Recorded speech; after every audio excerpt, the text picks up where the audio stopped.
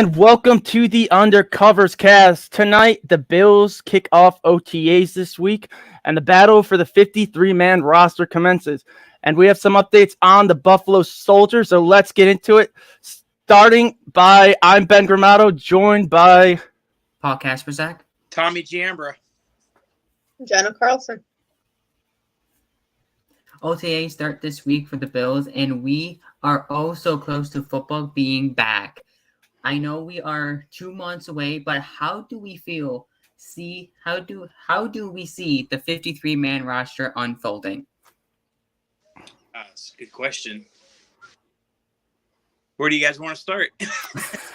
I mean, right now, basically, the news of the day, we're now up to 90, and obviously we're going to probably discuss if we can add to that list. But as it stands now, I mean, we're basically full, and now it's cut down time. So, I mean, based off of who we have now, it's going to be interesting because I feel like every year it really also depends on who you have on the roster.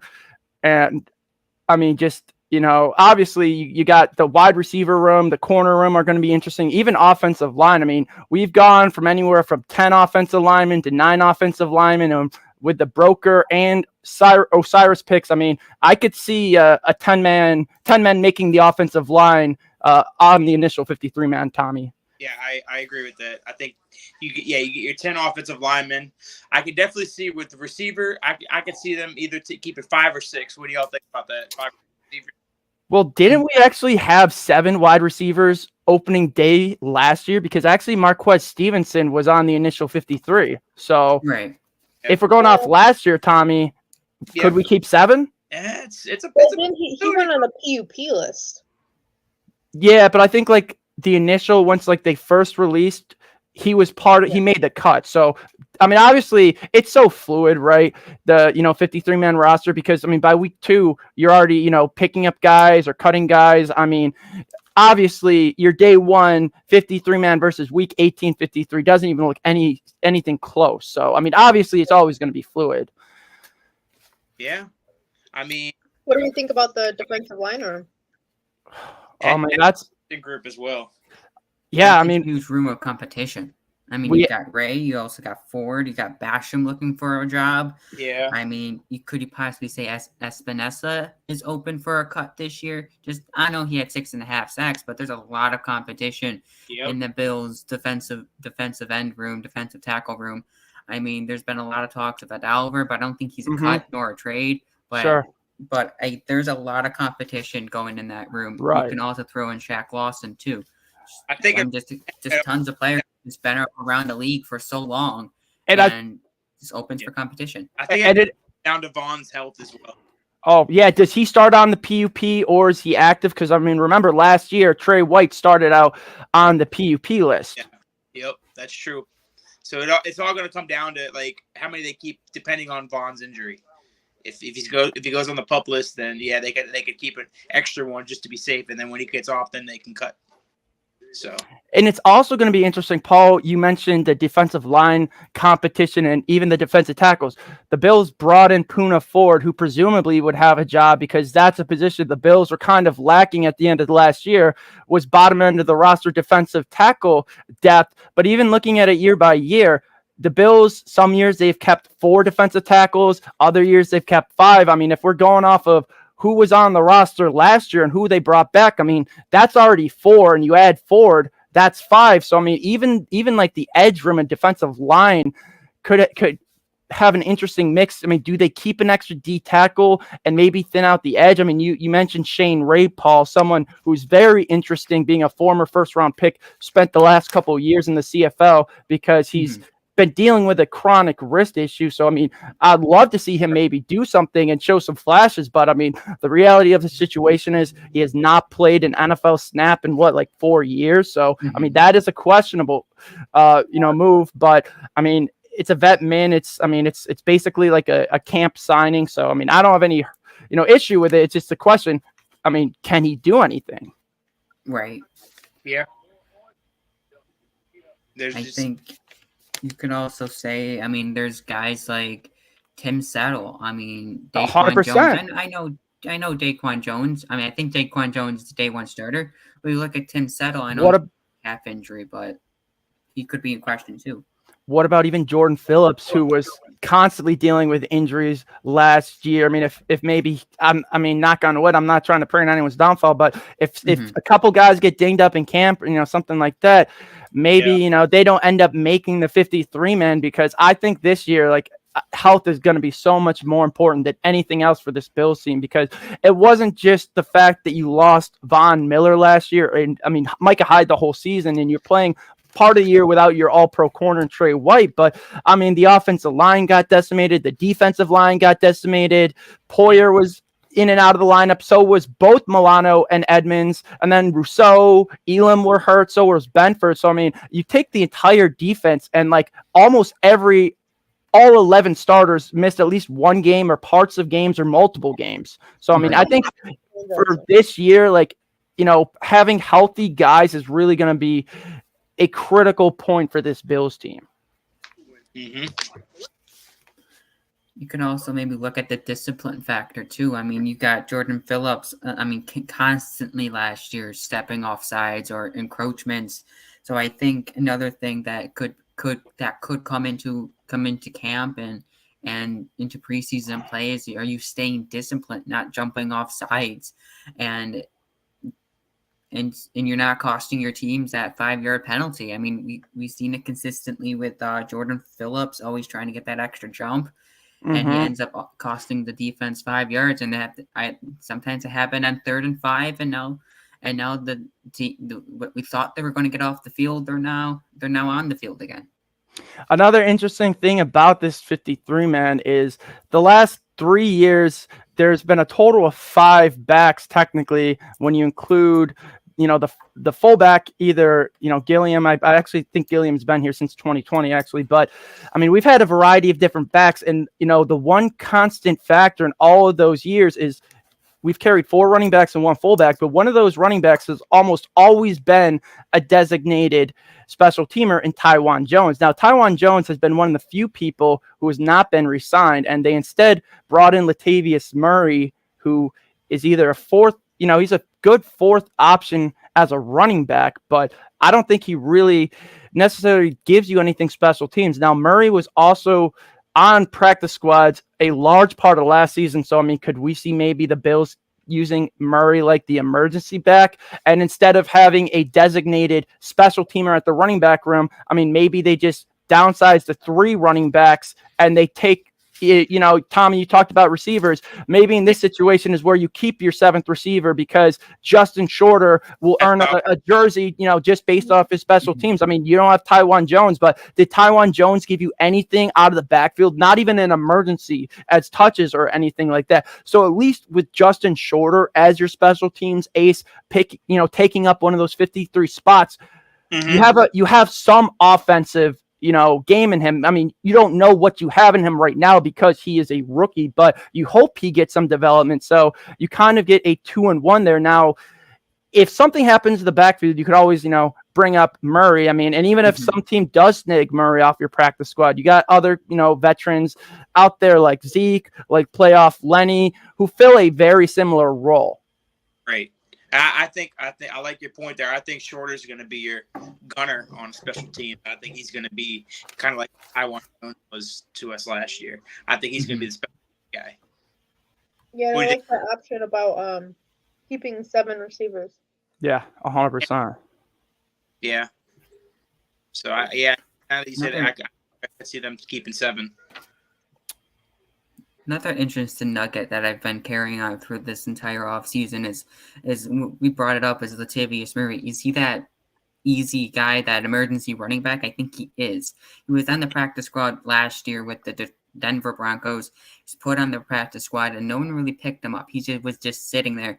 And when Denver needed him, he had almost 700 yards just being a practice squad player for them. So he'll be a good guy, and in case one of the guys ahead of him gets dinged up, you lose Cook, or God forbid Damian Harris. But Damian Harris has, he's always had injury concerns. Maybe not major, but something minor dings up here and there, missing a couple games. Now, really, to me, almost it's like even the defensive back room is kind of the most interesting to me at this point because, I mean, depending on the year, we've kept, 6 corners, we've kept 5 corners, but in the past, one of those 6 corners has been Saran Neal. Now, you talk about special teams, Ace, and Neal has been one of those key special teamers on this team, but the team also drafted Alex Austin. You still have Tre'Davious White coming back. Of course, both rookies from last year, plus Dane Jackson and Teron Johnson. That's already 5. You add in Austin. Is he a 6? I mean, I could see 6 corners being kept.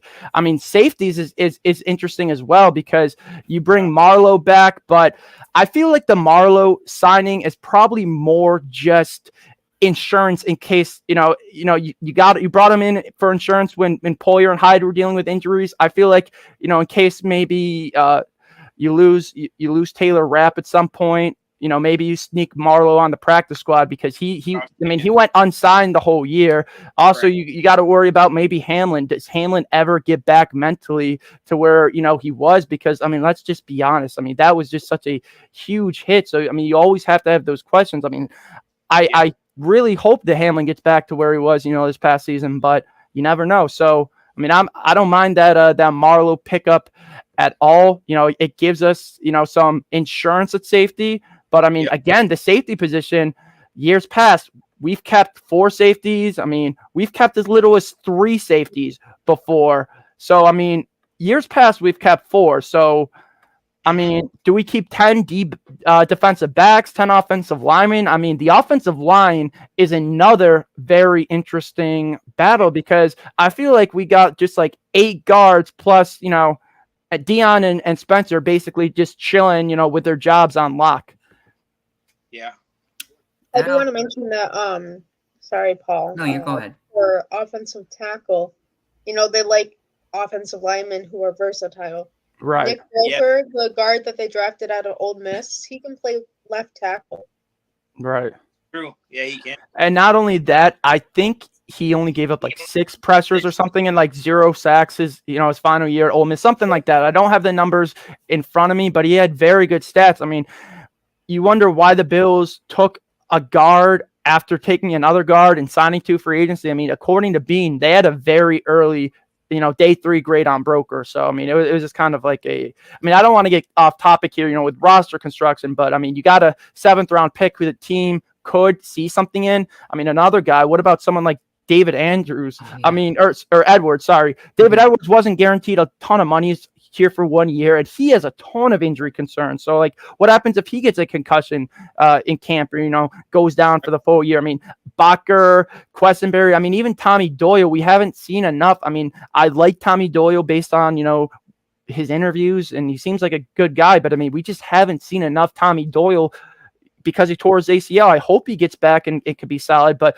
I mean, you never know. So, I mean, I think, broker could be a very nice piece, Jenna. Yeah. One other thing on Edwards goes back to Jenna's point is the Bills like versatile players. Edwards can also play center just in case Morse goes down. I mean, Bates also can play center. Bates. So, I mean, even though essentially the Bills at the end of the day could only will list on their depth chart 1 center, but they technically have like 3 centers, other players to play other positions. As long as Greg Mance is not snapping the ball to Josh in the regular season, I'll be happy. Like, Greg Mance cannot see the field again. Yeah, my ideal backup center is Ryan Bates. I remember a couple of years ago when he came in for Mitch Morse in the Seahawks game. Yeah. Yeah, and he was pretty decent. I remember he was celebrating a touchdown with them. I mean, he even filled in a little bit last year, and when Bates was at center, the line was I mean, it wasn't great. It was obviously still worse because, I mean, you lost 2 offensive linemen, starting offensive linemen versus 1 because you have to move another starter, over. So, I mean, instead of, your regular starting center, your regular right guard, you're playing your right guard at center and a backup at right guard. So, I mean, I feel like when it was okay, but still, like, I mean, you had the whole offensive line was just such a mess with all those injuries. And that's why when I look at everything that the team has done this year, I just feel like Bean has made it so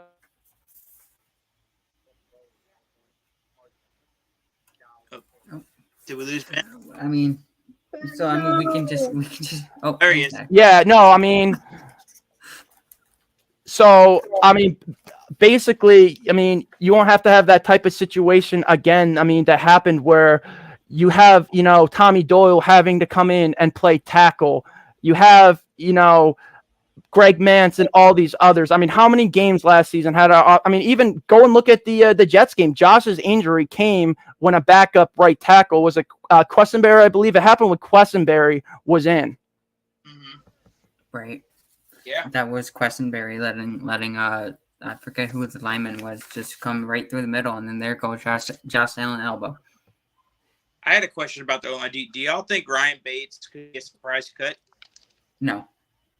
That's a no for Not really. the no.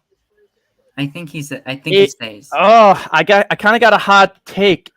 If anyone gets, I don't know if it's this year, but I could see, even Morse, potentially finding his way, on the outside looking in, depending. I mean, say everyone else is just looking phenomenal in camp. I mean, if he has another injury or whatever, I mean, maybe the team's looking to save a little bit of cap. I mean, I like Morse, but yeah. I mean, his injuries and he's getting up there. So, I mean, if you could save a little bit of cap, I mean, I'm not saying cut Morse, but it wouldn't. I mean, my hot take right now is it would not surprise me one bit if Mitch Morse is the surprise cut, in camp. It wouldn't surprise me, but I mean, I guess it would a little bit surprise me because how good he is, but in another sense, because of his injury history and his injury history and his age and the Bills have to save some on the cap. I wouldn't, in some sense, I wouldn't be surprised because of all those topics listed right there. Right. Yeah.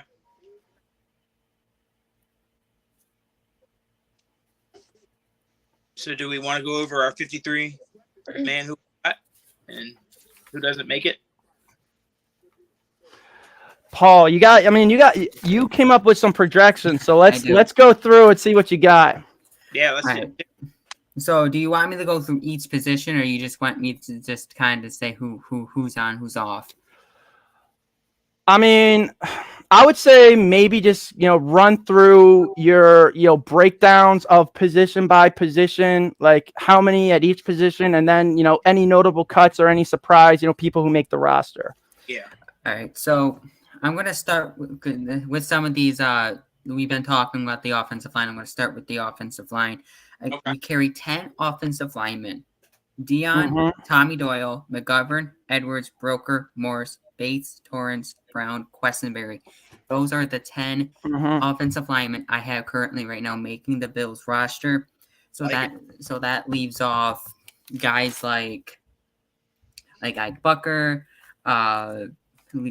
guys like Greg Mance, those Alec Anderson, and others. We get the gist. I mean, if you're gonna go through every guy like Dortch and Mance, I mean, I would just say if you got anyone like Shakir, someone like that. Yeah. Like otherwise, I would just we can just run through a position. So you got 10 offensive linemen. How many receivers? I have 6 receivers. 6 receivers. I any think notable cuts?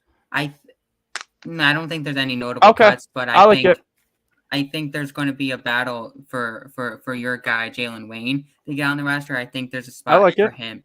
It's either going to be Hardy or Sherfield that don't make the roster for me if Wayne's going to get a spot. We carry 3 running backs, and we only carry 2 tight ends. So Morris misses the roster because we like to carry Reggie Gilliam each year. Gilliam gets Morris's spot. I don't think AJ Klein or Tyler Matakevich makes the roster. I think both of them are cut for the Bills this offseason because they got Bernard, Williams, Dotson. I think Milano. Those are the guys they're going to run with at linebacker. They carry 6 defensive backs. I think there's going to be a battle for Saram Neal and Austin. I think that's the battle for that roster spot. Right now I have Neal over Austin. They carry 5 safeties. Hamlin does make the roster. And 5 safeties? So who's the 5th? Marlowe? Marlowe, yes. Okay, interesting. I think Marlowe makes the roster. I mean, I don't right now. I just in my mind they signed him. I don't think they would want to sign and then cut him. Maybe they will, just if he has like a bad OTA or a bad camp. Mhm. But right now I have Marlowe making the roster. We carry we have 5 defensive ends and 5 defensive tackles. So 10 in the room. Mhm. Okay. Hey, about Marlowe, I think they just signed him to just fill out the 90. A camp be body.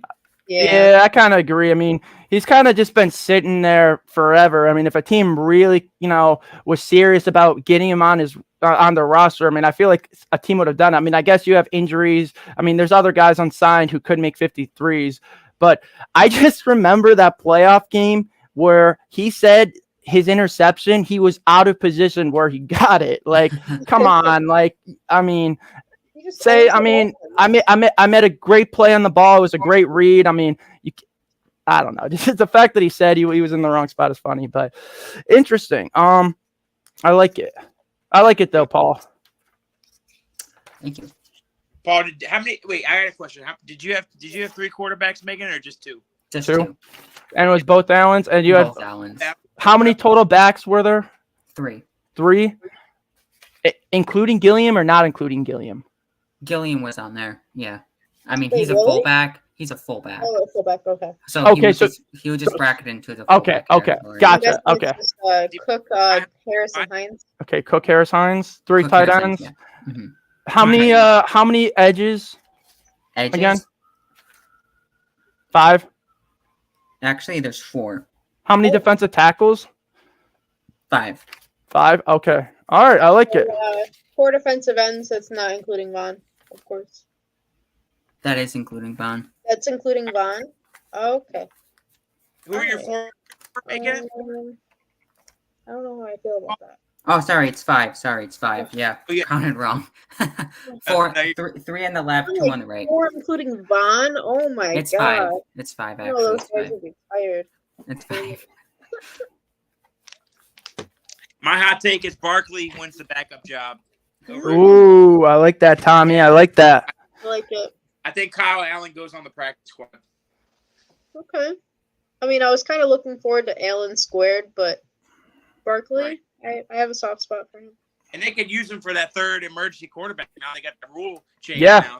I mean, Yeah. who's really, kicking down the doors to make Kyle Allen, their backup quarterback? I mean, maybe if there's an injury or even if he plays well in camp, I mean, or, preseason, like, it's not like, that gets people starting jobs is, how they perform in, the preseason. Yeah. I mean, don't forget who saved us in the Colts preseason game. It was Matt. Facts. Yeah. Mhm. Yeah. It's true.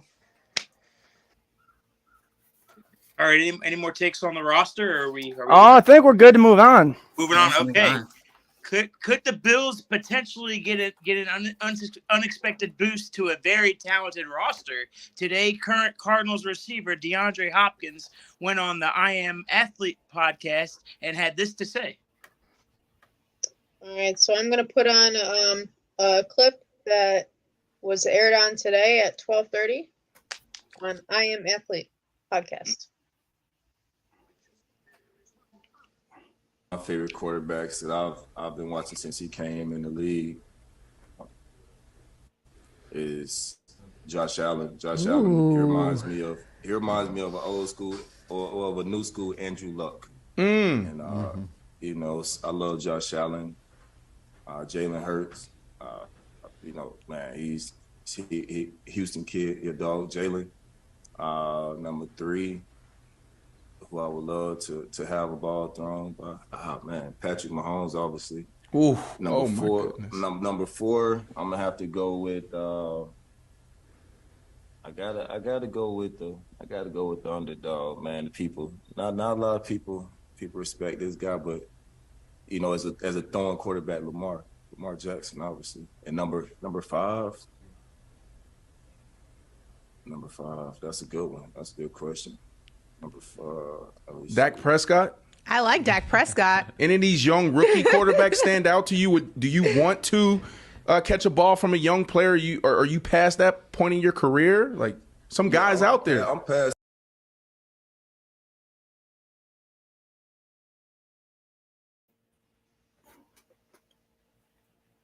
of. All right, how do we feel about that? Number one on the list was Josh Allen. So, what do y'all take on that? What y'all Makes take? me happy, I guess. Yeah. Okay, Jenna, how do you feel about that, Jenna? I like that he was first on the list. There was a little bit of a pause, but I think he wanted to give a thoughtful answer. I like how he said that he's been watching Josh since he entered the league. I thought that was very insightful. Yeah. He didn't say that about anybody else, and I just, I myself, if I just like an average NFL fan, not average, but just as an NFL fan, of course you would say Patrick Mahomes because he's the best quarterback in the league. Right. Objectively. But the fact that he didn't list Patrick Mahomes first, I think that's like automatic in an NFL fan's mind is Patrick Mahomes, but he thinks of Josh Allen first. And combined with all the other things he said about the Bills this offseason, it's just like, Yeah. he obviously wants to be a Buffalo Bill. I mean, you saw the Buffalo Soldier thing too, right? Yeah. That's what started it all. It did. Yeah. I mean, the only thing I will say, Tommy, like here's, my one concession or, my one, point to Jenna. He did mention the Eagles after the Bills. So, I mean, are the Eagles a second destination? I mean, how would he exactly work into that Eagles team? Because, I mean, they don't need receivers. I mean, and they're loaded cap-wise. So, I mean, is that just him saying, in the fantasy world, if I could catch it from these guys, more or less not like these are the five teams in order of where I'm going or teams going after me. But another interesting thing is like, DeAndre Hopkins was a huge talking point for so long.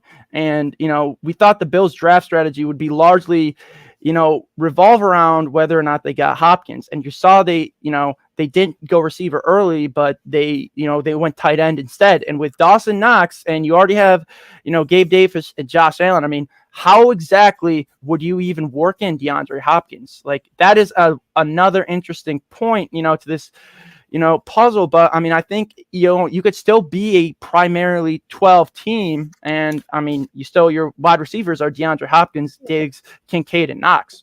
Right. It just really would stunt Gabe's development maybe, or Kincaid's, or then you got a $14 million tight end you're paying to, on top of this and that. But I mean, just think about it. All those weapons. Like, I mean, you could really just completely tailor your game plan around to whatever the opposing defense is giving to you, right? Like, I mean, if you have a DeAndre Hopkins across from Stephon Diggs, you cannot double team either of them. And then you have Dalton Kincaid inside, who the Bills supposedly drafted, to help Diggs and Davis. But I mean, could they be helping Diggs and Davis in another way while still having Kincaid?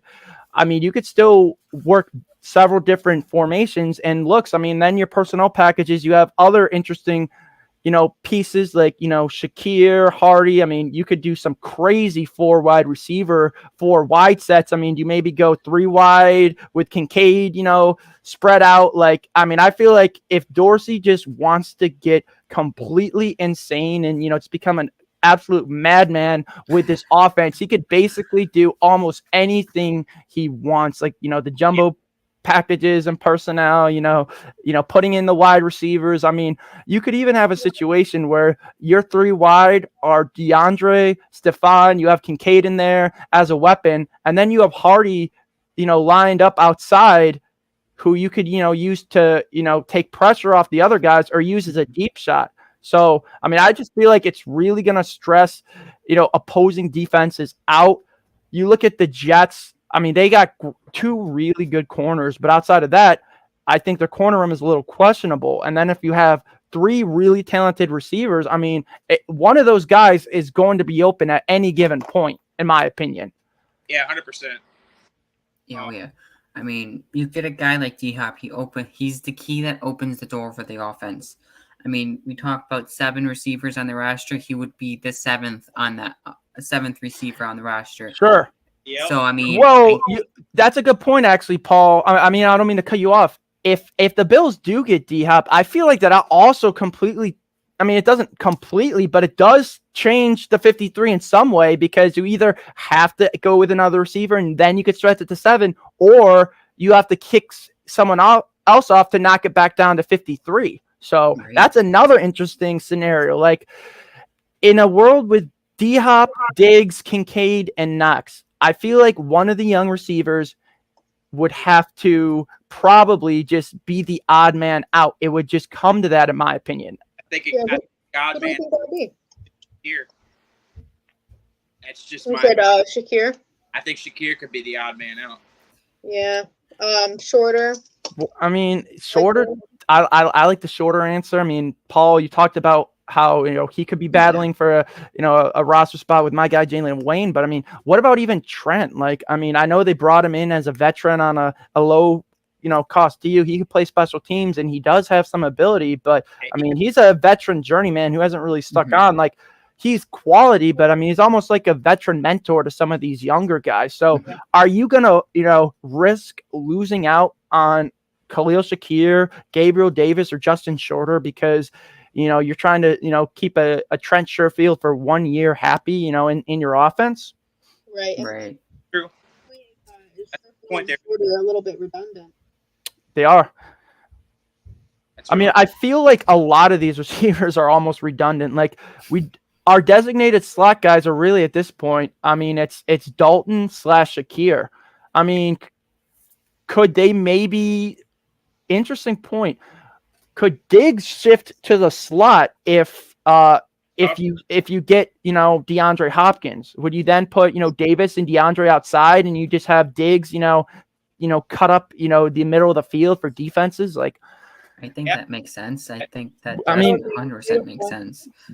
Both Davis shows that he's good outside. You're not going to throw Hopkins to the slot because he's your vertical deep guy again, or the guy that can play outside. Yeah. I think that means you could just throw Diggs in the slot again, another area where he's really good at. You got 3 receivers who are playing the areas that they really are good at. I mean, you saw him in that first Cincinnati game. Like, he was torching the Bengals secondary. Yeah. I No, I mean, a good position for him if we get D-Hop. yeah. I mean, I like that. I like that him. Yeah, I mean, oh, sorry, Tommy, you cut out. Say that again. No, I was gonna say if we put him in the slot, I think it would work in our favor. Oh, 100%. I mean, I'm not sure if you guys listened to more of the, D-Hop's interview outside of, that one small clip, but from what I took of it, I mean, I didn't listen to the full interview, but I listened to a good portion of it. It really does not seem like DeAndre wants to be in Arizona one bit at all. Like, I mean, he didn't openly say, I hate it here, but I mean, he's talking about, like, what you need to win a Super Bowl. You need a good defense, good management, which he didn't know if his team had because new GM, and maybe he's slightly slighting the new GM for not trading him yet when, he wants to be traded clearly. So, I mean, I think it's an interesting, topic because, I mean, I think Hopkins, I think Hopkins wants out from everything that, was pointed to today. Like, I mean, I don't think a guy who's happy with the current situation would sit down with Brandon Marshall for an hour and have an interview talking about quarterbacks he would like to play with, everything that went wrong in Arizona, and then, how he, carries himself in his life, why he chose a specific fashion, show to walk in versus others, and what his long-term career goals are in the future, even outside of football. So, I mean, I think if DeAndre Hopkins is a very smart and well-calculated person, if he, was playing in Arizona and he, was like, okay, I'll just take my paycheck and, stick with it. But I think he wants more. He wants to win. And I think he views the Bills as one of these premier opportunities. I mean, you heard him in the interview. I don't think he doesn't. It's not that he doesn't not want to catch passes from Mahomes. I mean, who wouldn't want to play with Mahomes? I just think for him, he's looking at his legacy, his impact, and everything he could do. You look at the Kansas City Chiefs. You're on the precipice of a modern dynasty. I mean, especially if they can win a third. But what is, DeAndre's one of 3 Super Bowls versus the Chiefs, which would frankly then be one of 4. I mean, yes, Chiefs fans would revere him and they would all love him and buy his jersey. But even Tyreek Hill, as great as he was in Kansas City a couple years ago, he is now long forgotten by Chiefs Kingdom. And a lot of, Chiefs fans will openly trash him on social media. And I mean, maybe in the future, the two sides will come together again and, the Chiefs Kingdom will welcome him back and whatever. But I mean, they gave his number right up to Pacheco. I mean, they're just like business as usual without Hill. So, I mean, for Hopkins, it's almost like, being on a team where he isn't really needed as much, right? Because Mahomes throws it to everyone. He's got his his running backs he checks it down to. He throws it to Sky Moore, Juju, Tony, MVS obviously doesn't have Juju anymore, but they just added Rashee Rice. And then even Richie James, of course, he still has Kelsey. So, I mean, people make the argument, why would Hopkins want to go to a place where he's not going to be the number 1 option? Well, if he goes to Kansas City, do you really think that Mahomes is going to stop targeting Travis Kelsey on all those critical third downs and, down in distance with the game on the line? I don't think so. I mean, I think Hopkins will still get his, but I mean, if you're talking about production and number 1, number 2, I mean, this almost leans into all the discourse we've had about the Dalton Kincaid pick, right? About receivers versus tight ends. If you're going to, talk about, Kincaid being a wide receiver, I mean, that's basically what Kelsey is. And do you think that, Hopkins is going to go in there and all of a sudden be Patrick's favorite target? I completely disagree with that. Oh, yeah. That one, Ben.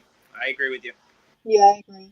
I do think that DeAndre Hopkins coming to Buffalo, that would almost be like he would be inducted into the Wall of Fame immediately if he won a Super Bowl for the Bills. 100%. I mean, I feel like, I'll even go as far as like, could the Bills retire his number if, he has a couple, amazing seasons and, he helps the team win a Super Bowl? Why not? Like, I mean, you'll forever be a Buffalo legend. I mean, our fan base, Stevie Johnson probably never has to buy a drink again in the city of Buffalo, because even though, a lot of people will, remember that one crazy drop he had in, overtime versus the Steelers, like, we remember everything else he did more than that. And, this fan base really loves our players. I mean, you got fan accounts for Isaiah McKenzie still existing. So, I mean, we really like to put our players up on a pedestal even more than other organizations and fan bases. I mean, and DeAndre, like,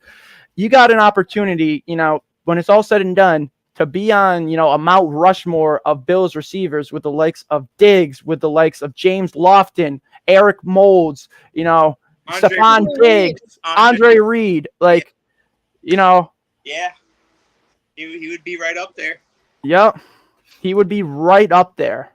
And then, someday in the new stadium, DeAndre would, come back and, once they're revealing the Wall of Fame, you'll see DeAndre Hopkins' name up there. Hey, I do want to give someone a shout out. I would like to get, if ECB is watching us tonight, thank you for,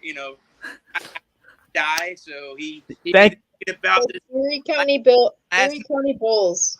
Shout out to Erie County Bulls for giving us. Everyone go follow them, by the way. They have amazing scoops on the Bills and UB Athletics as well. Independent page, so they're not trying to clout chase or anything. But if you just go and look at everything he said, it's all spot on to what's happened or, been reported by other outlets too. So thank you to ECB. Thank you. Thank you. I mean, I guess a better question too. I mean, I hate to get ahead of ourselves, but if the Bills get DeAndre Hopkins, is it a failure if they don't win the Super Bowl? I say yes, 100%.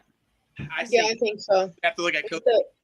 You'd have to look at coaching if we don't. Exactly. Oh, I mean, I think that's the expectation is, raise a banner if you bring in this guy on top of your offseason in Dalton Kincaid. I mean, but that's just my opinion. I'm with you. I mean, the O-line improved. I mean, I think the defense is better than what it's going to be. Yeah. So when you add a top caliber receiver like D-Hop to this offense, you have to get to the Super Bowl or it's a bust in my opinion. Oh yeah. 100%. Yeah. right now, if you look at the roster, the way it's constructed, it's not Super Bowl or bust. You add D-Hop to the roster, Yeah, it's that's Super what I Bowl or think. bust. Right. Exactly. Yeah, I think that if we didn't add D Hop and we lost the Super, or we didn't get to the Super Bowl, or we lost Super Bowl this year, I think give it another year, I would be okay. Right. Although of course I would love to heckle on the Bills coaching staff if we didn't make the Super Bowl this year. Right. But if we didn't, it wouldn't be the end of the world. We still have Josh Allen. We still have Von Miller. If he's not gonna, if he would be going into his third year if he doesn't exit his contract. But if you add DeAndre Hopkins, it's automatic. Like you got to do that. Yeah. I know the defense isn't perfect, but with Sean McDermott being more aggressive, I think the offense would mask that too. The Right. deficiencies that we have on defense. I will say this: if we don't get D-Hop, the receiver class next year is loaded. So Yeah. And, And we we- have Pat Hurdle. if we have, Yeah, I was just gonna say that. What, like 10 right now as it stands? yeah, 10. Nice. if we have capital move up for receiver next year's draft. Mhm. I like it. The only other position, not to get off topic, but the only other position I could see us targeting in the first round would be defensive tackle. Yeah. Yeah, that makes sense too. Maybe, knock on wood or whatever, but maybe OT depending on the right side. I don't want to jinx it. But I'm counting Yeah. around yeah, I agree, Tommy. I agree. I'm just saying maybe, in case the worst happens. You're Yeah, right. could we talk about that, Spencer Brown? What are our expectations of him? Honestly, if I'm going to say expectations, I think he's going to have a good year. I mean, you look at the one he came into the league. It was the year heading into COVID. So he really The year hasn't- after. It was The year after, sorry. but Yep. That was up in But he Ezra, but still yeah. hasn't had Yeah, two 100%. solid he missed normal off 1 year. seasons. This is He his missed, first normal. Did he miss the 2020 college season because of COVID? Let me That's a check good question. He could have Good at, question. I know at he came out of Northern. Northern Iowa. Yeah, but I think Northern Iowa. He could have. That's a good point. I didn't. I know he was playing FCS. Whatever double A. Low level Division I football. I mean, he wasn't going against. The Will Andersons of the world in the SEC. I mean, even like the Carl Brooks of the world in even the MAC. Like, I mean, he was basically facing bottom of the barrel competition. But I mean, you just look at his athletic score, like the highest graded offensive tackle prospect ever. Like, I mean, he's just a freak. So I feel like we just kind of, I guess, got to be patient. I mean, I know like you had last year with his back injury and then, COVID before, which you made a good point about, Paul. I mean, I'm not overly disappointed about him. I guess I more or less threw it out there. I mean, it just as a possibility as far as, what we are drafting next year. I mean, I could even see like, I don't know. I mean, maybe edge depending, how the season goes. I mean, it's interesting. I mean, we're a little bit ways away, before discussing next year's first round draft picks. But way too early for that. I think Spencer Brown this is a make or break year. Either he's going to do really well and they're going to really like him, or he's going to struggle again, and then we're going to be talking about right tackle next year. It's a make or break year. You think it's a make or break year, Tommy? Even heading into his first normal offseason? Yeah. This is year 3 for him, right? Yeah, I agree. 100%. Make or break. You can't. For talent.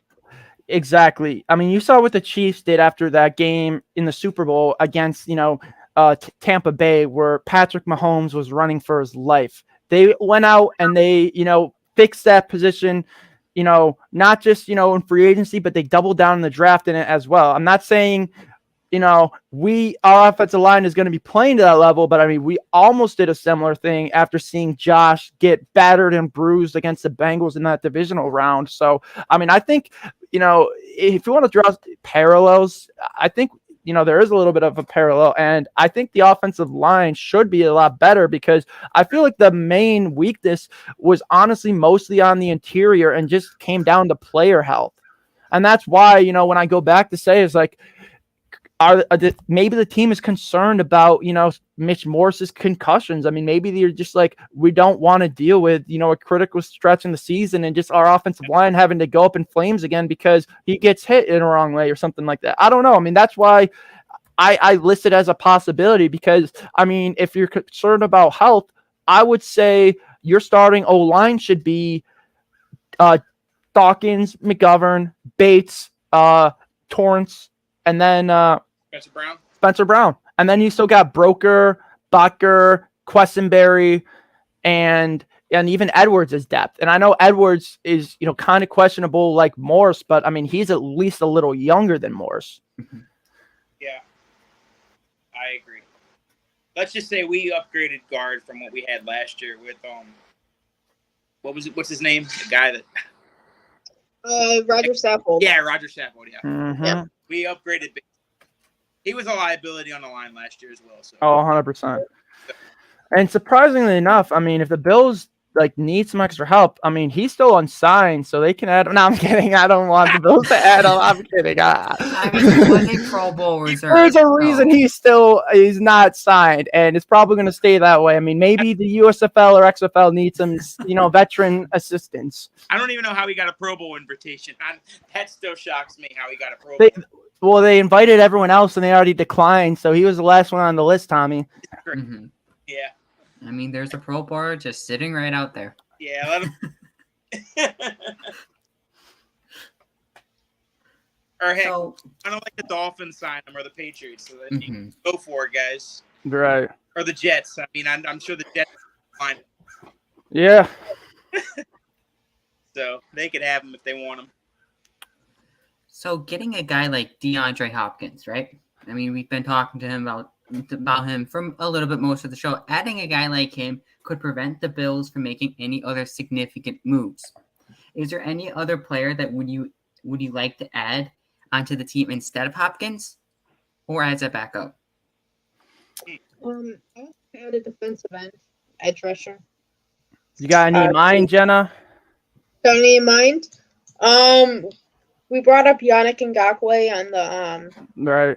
On the space, Justin Houston. I like Houston a lot. I like Houston a lot. I mean, I like Robert Quinn too. I mean, he had 18.5 sacks a couple years ago, and he's a couple years younger than Houston actually. Mm-hmm. He signed with the Eagles, right? Last year he was on the Eagles. He's a free agent. Yep. Guy I would like is Melvin Ingram. He always makes plays against the Bills, but it just seems like it's only against the Bills. That's a problem. So let him make plays. Our division rivals. Deion Dawkins. The only problem is, Tommy, does everyone, have the Bills' offensive line from last year in the division? I mean, I know the Jets and Dolphins line isn't great, but it's not like, our offensive line last year was pretty bad. So I don't know if you can say, because Melvin Ingram had one strip sack, he should be a guy who's the target. Right. I mean, I've always liked Ingram. I mean, I feel like all these guys are probably about the same. Like, you're not looking to get a starter, or at least, I mean, you shouldn't be looking because you got Vaughn and Rousseau. I mean, even Epineza can, fill in if needed. And even Shaq, I mean, I'm going to give a shout out to my guy, Shaq Lawson, because I've always been a Shaq Lawson defender. I mean, almost, since we drafted him. I feel like he played really solid last year and was one of the more underrated players on that defense. He had a huge play against Baltimore, which, helped shift the tide, in that red zone possession, which, before that fourth down where he threw it to Poyer, he had a huge stop on third down. He had another strip sack against Miami, which led to a field goal early in the Miami game. He had another sack against the Jets. I mean, it just seems like, when Miller went down, the one guy who was making plays was Shaq Lawson of all people. And I just feel like he's got that dog in him. I always have. Right. Yeah, he's one of our more consistent run defenders too. Oh, 100%. I mean, I would almost keep him just for his, run stopping ability. I mean, he is an elite run defender.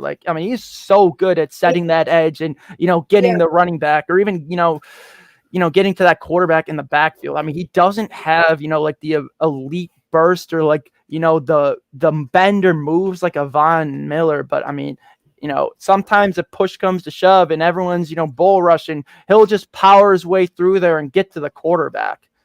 Right. Just imagine Greg Rousseau, Puna Ford, Daquan Jones, And Von Miller.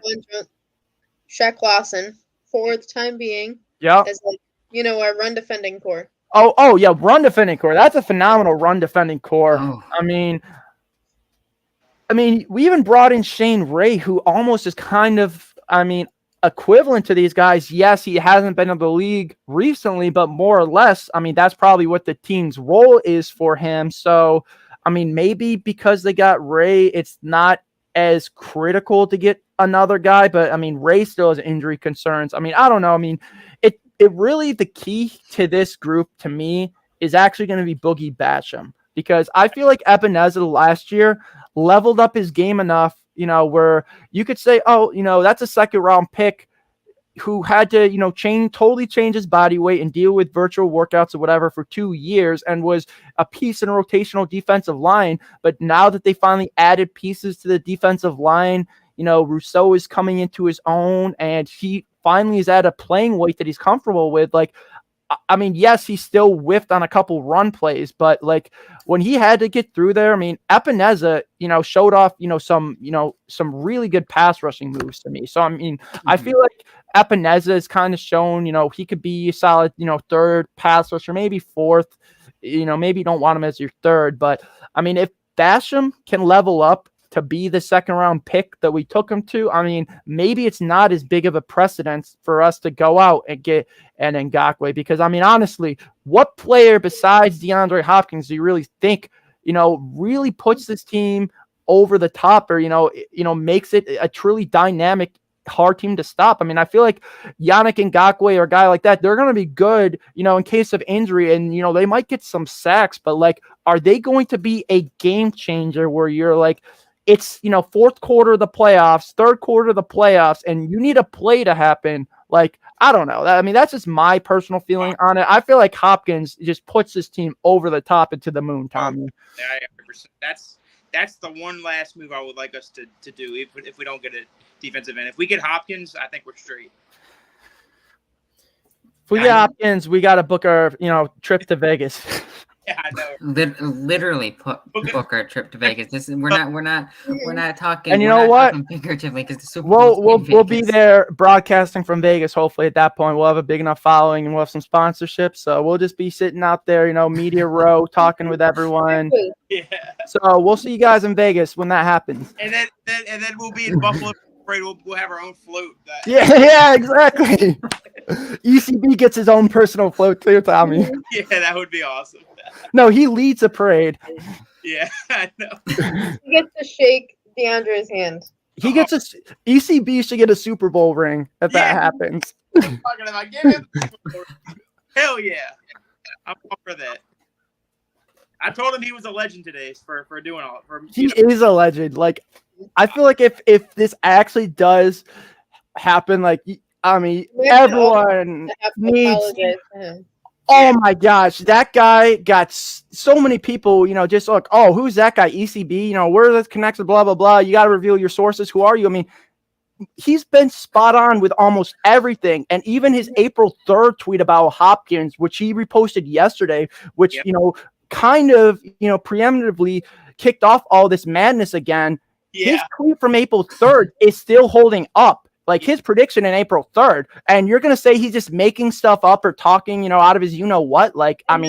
Seriously, this guy has been spot on with everything. Yeah. Yep. And he goes on, Hopkins goes on I Am Athlete today and talks about his future when everybody else thought that he'd be staying in Arizona. Yeah. 100%. Even he says he didn't change his mind. Right. Or, it's not only that, Jenna, you're under contract. Are you really going to, say in an interview, yeah, I hate it here. It sucks. I want to leave. He's got duties to that contract or whatever. He's just not going to go out and trash them because, they ultimately hold his future. But, I feel like today was really, a good representation of how DeAndre actually feels. Yeah. Definitely. He doesn't have to trash him, but he could trash him if he wanted to. Right. There's some players out there that would, because they really want out. But he has a lot of respect for teams. Right. Yeah, definitely. He's he's a classy guy. I mean, he's never been one of those top trash talkers. Like even after the Bills, Hail Murray, like he wasn't out there talking trash, like, I mean, I'll just use an example. Jimmy Butler, he's having a phenomenal playoffs, but you see all the stuff he's posting on Instagram and Twitter and, all that. DeAndre Hopkins, I mean, maybe he posted something about it on Instagram. I mean, I probably would if I was a receiver, but I mean, I don't really see DeAndre Hopkins, flexing that. I mean, it is the favorite play of his career. I mean, it would be mine too if I was in a situation. So, I mean, I understand, but I mean, he just doesn't seem like that's his MO to be going out there talking trash. Like, I mean, he seems like a very, cool and collected, respectable person, to me at least. Guy wants to win. I can tell he wants. Oh, no, 100%. And like you talk about the shout outs. I mean, I feel like another page even that like I'm going to give some credit to it. Maybe that's just because they follow me finally. But what about like that NFL rumors page? Like they were actually one of the first pages, to post something about DeAndre Hopkins and front office executives. And I feel like that page always gets clowned and everyone always says it's fake. And I mean, they might farm sources or information, but I mean, I just find it funny that you don't hear anything about DeAndre Hopkins. The NFL rumor account, which, has 400,000 followers, by the way. But I mean, obviously followers don't, mean you're legit or not. I mean, look at ECB. He only has 1,000. He should have 150,000. But I mean, 1 million, honestly, get ECB to 1 million followers. We got to start the movement anyways. But I mean, yeah. I mean, but more or less, like, it's just funny how, like, you get the NFL rumors and then comes ECB, then I Am Athlete. I mean, you heard the saying, where there's smoke, there's fire. And oh my gosh, I mean, I just feel like it's almost like a burning building at this point. It's not only the Buffalo Soldier. Stephon Diggs attended, what is it? The Fear of God. Fear of God. Yep, he attended the Fear of God show. I mean, then you had Pac-Man Jones coming out and saying that Buffalo was near the top of his list. Then you had DeAndre himself coming out and saying that CB does rock 100%. Donna. I mean, Donna. Well said. But I mean, so on top of all of that, you now have all these interviews and everything. I mean, it just feels like the overarching team that he wants to go to is Buffalo. And obviously, I mean, the contract situation does have to work out. But I'm going to give a quick shout out to our good friend Kevin Masseri from Cover One, because last night in the Twitter spaces, he broke it down beautifully of how a potential Hopkins deal could work. And I'll just, lay it on quickly because I know we are running out of time here tonight. But basically, just think of kind of like a OBJ contract. So, I mean, if the Cardinals cut him, they owe him whatever is left of his $40 million guaranteed, and he gets that. So at that point, I mean, he's already getting probably a decent amount of money anyways. So then the Bills could then offer him like a 2 for $30 type deal.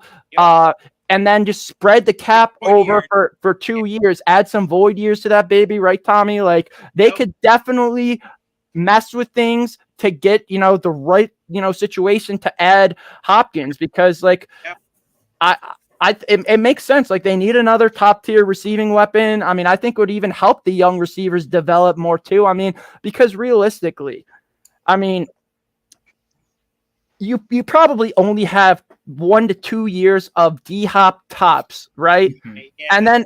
And then after that, like you're gonna have to either go back to the drawing boards, or hopefully you'll have guys like Shakir or Shorter who've been sitting behind D-Hop and Diggs for the last couple of years. And I've heard a lot of, maybe not a lot, but shout out to our good friend Whittle 2K, because he brought up a good point, of a draft analyst, calling Shakir the next Diggs. I mean, I've heard some comparisons for Shorter, being like a Metcalf, almost like a Hopkins type himself. So maybe the Bills are setting things up. So the succession plan is Shakir, Shorter, and Kincaid. I mean, it really could be. I mean, they fit similar roles. You brought in Adam Henry. Like, I mean, honestly, is Gabe the odd man out now? Like, because you got two guys who are pretty similar, and then you have Gabe on his contract year, and you can't probably pay Gabe after this year plus D-Hop and Diggs next year and Knox. So, I mean, really, it may have almost cleared itself out. I mean, at least to me, right? Because it's not just, formation packages or personnel packages. I mean, you're fine keeping Davis this year, but then, I mean, what's the reason to keep him this year? I mean, I guess you have an extra weapon. You can get your comp pick after, but I just see it shaking out. Like if the Bills, and this is if they can get Hopkins, I see a real possibility that maybe, 2-3 years down the line, Shakir and Shorter might be our top two receivers. And I don't even mind that because, we were in the space earlier talking about the importance of having young receivers and the importance of not relying on veterans. But if you have a mix of young receivers who you could still develop while having them on rookie contracts, QCAP, by the way, Jenna, as well as, still having, Diggs and Hopkins for a couple years. I mean, I feel like that's almost the best of both worlds. And you still have Kincaid, Knox, Yeah. I think our weapons are, like I said, they're going to just keep getting better each year. So, I'm not really concerned about our weaponry, what we got. So, I mean, if we get D-Hop this year, let it roll for 1-2 years, and then let the other guys develop. And like I said, as long as we got Josh at quarterback, I feel like we're going to be okay. Yeah, offensive line. Defensive line too, right, Jen? I think you mentioned that earlier. I mean, it's trenches as a whole. Yeah. Yep. But I mean, Tommy, I know you say we don't need him, but come on, let's bring him in and let's get this show started. I mean, can you imagine that? Like you talk about, the Showtime Rams, whatever their nickname was, the, greatest show on turf. I mean, I think we could get a greater show on turf with Knox, Kincaid, Diggs, Hopkins, Allen, man. Yep. Throw in the chips. I'm all in.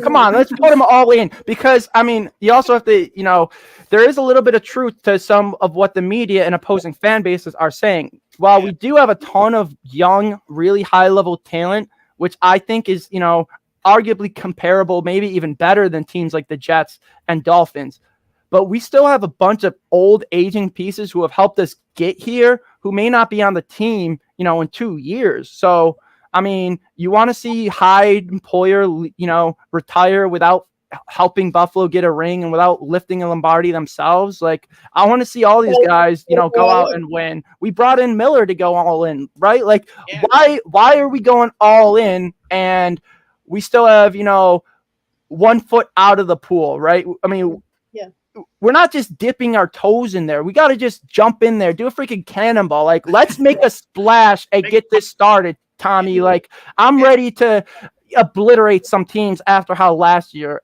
ended, and hearing all this off-season talk about Josh Allen is regressing, he's inaccurate, the Bills are done, they're missing the playoffs. Like I'm just ready for the season to start and to take some heads. Like that's what I'm looking forward to. I just want to destroy the Jets. Yes. Right off the bat. I mean, they're like the new king of a team with a 40-year-old quarterback. I mean, didn't the Jets start out last season with a former Super Bowl MVP quarterback who was 38, 39 years old? And how did that work for them? So, I mean, Flacco's actually won a Super Bowl more recently than Aaron Rodgers did, by the way. And Flacco beat Andrew Luck, Peyton Manning, and Tom Brady to get the Super Bowl. You know who Aaron Rodgers beat? He beat Mike Vick on the Eagles, who had one decent year there. Then Matt Ryan, need I say more? Owner of the 2 biggest choke jobs in NFL history. Then to get to the Super Bowl, he beat Jay Cutler, who got hurt in that game.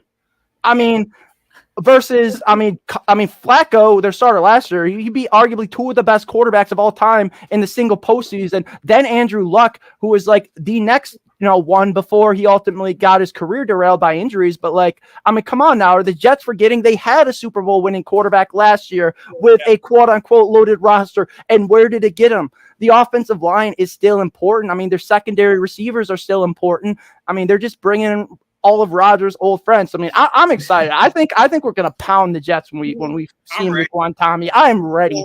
I'm fired up for it. I want to temper expectations for that game, but I really I hope that we do. tempered Who cares about expectations. expectations for I that game? mean- We want to destroy the Jets. I agree. I mean, what were your expectations week 1 last season when we were going into the Super Bowl champions' house for their banner raising night? I think you would have been happy to beat the Rams on their own turf, and we beat them by 21. We Yeah. embarrassed them. We did. We took the morale out of them. That I was mean, so- they were flat the rest of the season. Yeah. I That's I hope I we want to have. give a spicy take. If maybe it's not this spicy, but if we get Hopkins, we go 17-0. Woo! We don't lose more than 3 games. I will say that. Last year we lost 3 games. We're gonna lose 2. We're not losing more than 3 with Hopkins. No way. No I way. know we have a harder schedule, but I like that prediction, Paul. I mean, wait. Is there, now that I thought about it, is there another reason why? I mean, I know we're a great team. I know we've always done well, but I mean, we got more primetime games than the Jets. I mean, is there a reason why the NFL loaded us up versus them when they were supposed to be the hot ticket team to everyone? I mean, do you I think? don't want them to feel like the Denver Broncos. Well, did no, last year. well, not just that, Paul. But let me get to my point. Is the NFL maybe wanting a bigger ticket item than the Rodgers Jets, being Hopkins, Diggs, Kincaid, Knox? I mean, can you imagine that offense? Like, it's going to be must-see TV every single night, every game. I agree. Yeah.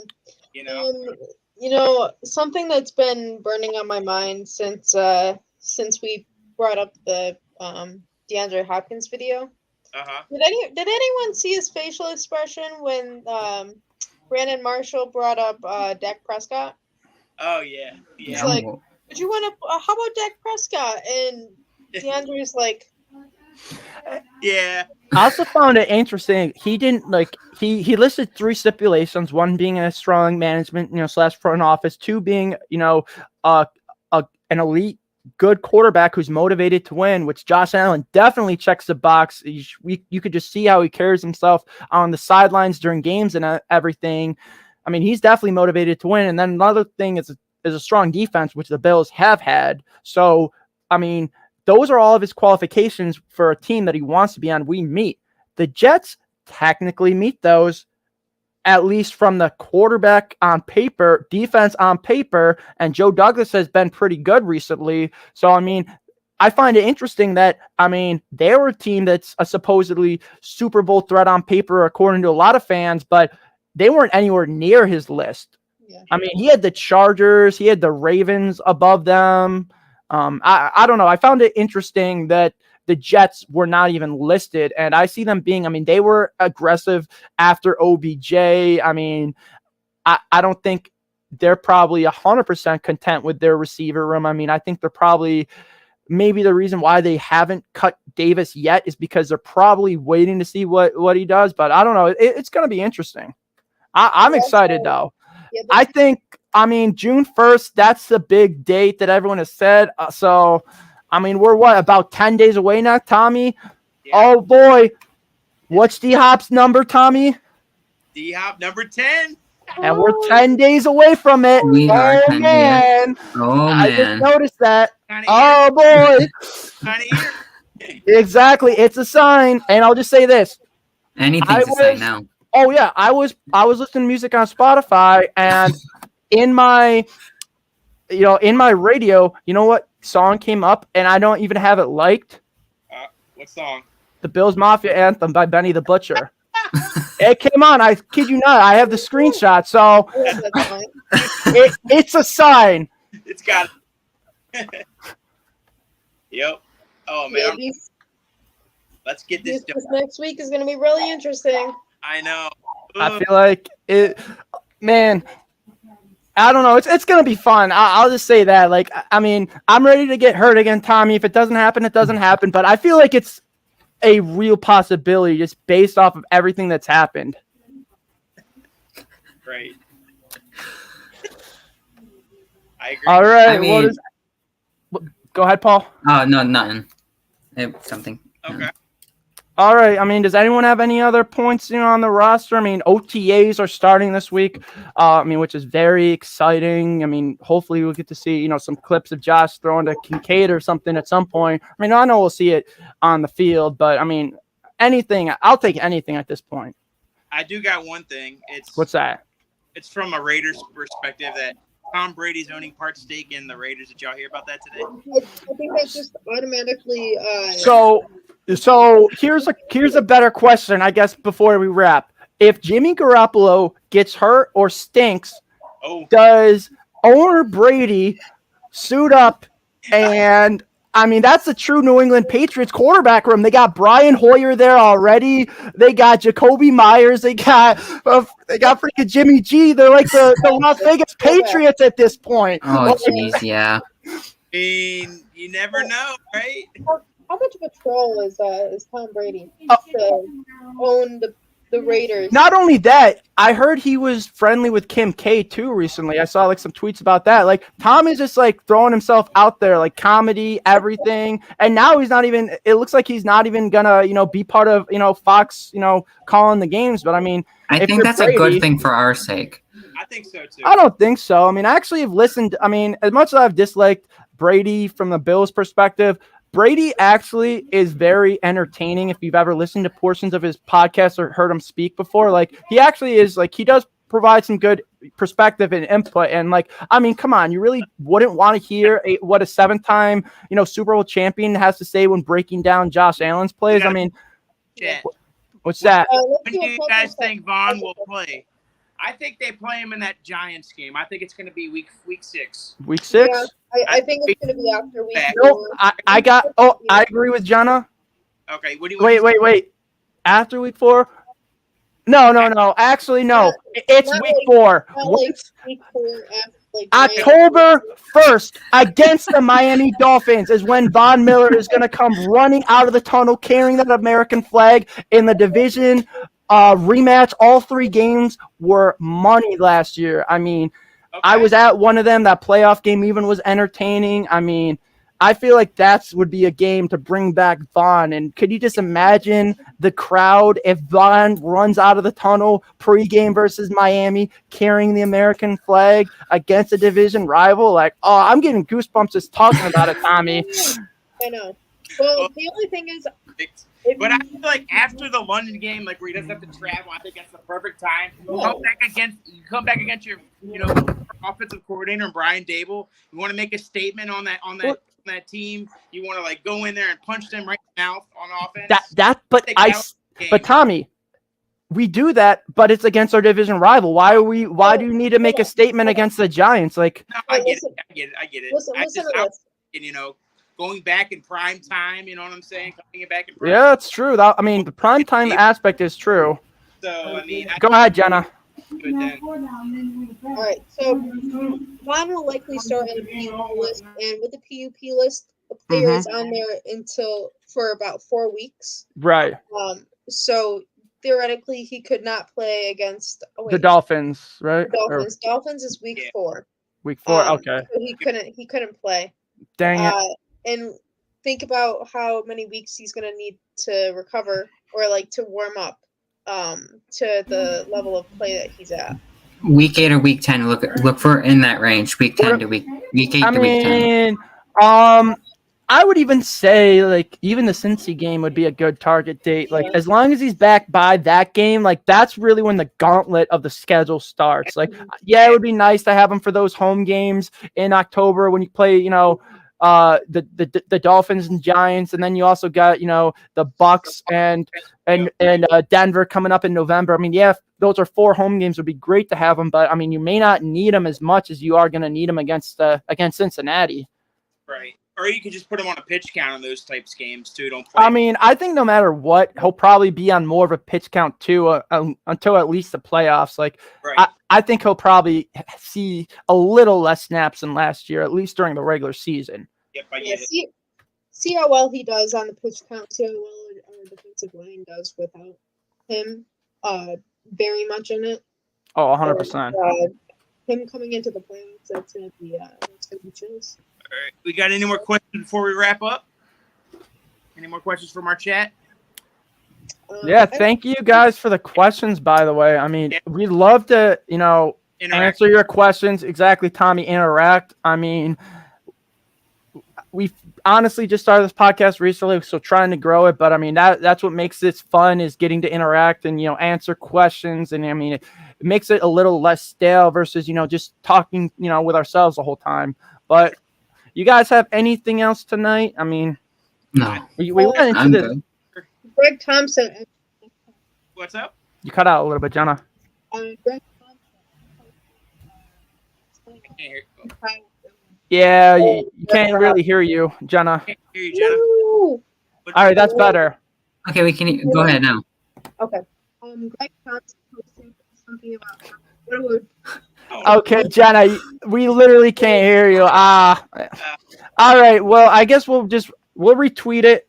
Yeah. So if it's important. All right, try one more time, Jenna. I'm Jenna. Okay. Greg Thompson. Yep. Posted something about what it would take for DeAndre Hopkins to get on the roster. Can you hear me? Yes. Yep. Okay. So he said it would take executing 4 of these 5 transactions to fit a DeAndre Hopkins trade. Oh no. You have to trade for the full contract. And Your audio, Jenna. Oh my God. Okay. Well, I guess we'll just link that up on our page, Twitter. Yeah. Technical difficulties, I guess. But I mean, we went for like an hour and 15. I mean, I feel like we really had some good, discussion on the 53. I mean, we're at the 10-day mark for D-Hop coming to Buffalo. It's 10 days for D-Hop. He's number 10, and in 10 days, June 1st, that's when D-Hop is going to be Bills. Well, that is all the time we have for tonight. Thank you for tuning in, and we will be back next week at the same exact time and the same place. And please make sure to check out the Buffalo Basements every Thursday at 8 p.m., hosted by Matt Diger. Yep. Is it Wednesday? Thursday. Every Thursday. Yep. Okay. Thursday night. Good night. And co-hosted by Patrick. Oh, yeah. Yep. Patrick as well. Yep. Go Bills. Go Bills. All right, everyone. Now that is it. We'll see you next week. Yep. Go Bills.